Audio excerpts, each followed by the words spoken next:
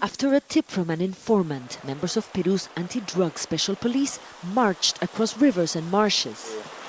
60 metros. Commander Carlos Sanchez led the team as they set out to destroy a coca processing lab. They fired shots to warn the traffickers. Security forces actually prefer letting them go to avoid retaliation from the local community, where police say most people are involved in the drug trade.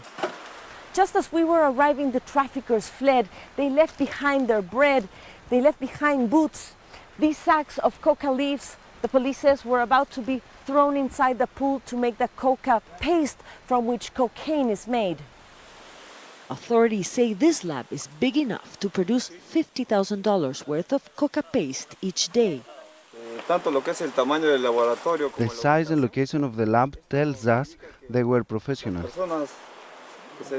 The stench of toxic chemicals like formic acid and gasoline is overpowering.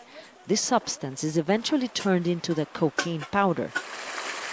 The residues are thrown away, contaminating land and rivers. This is the Vraim Valley, the center of the world's leading coca paste producer. This 100-man contingent at the Palma Pampa base is on the front lines of the war on drugs in Peru. Colonel Tony Castillo says they have a big mandate but not enough resources. The complexity of this is to reach the labs. They are in remote, inaccessible areas. We need to walk for 4 or 5 hours in the jungle. We need air support to move faster. Peru's anti-drug policy in the Vraim region is mainly focused on destroying labs and clandestine landing strips.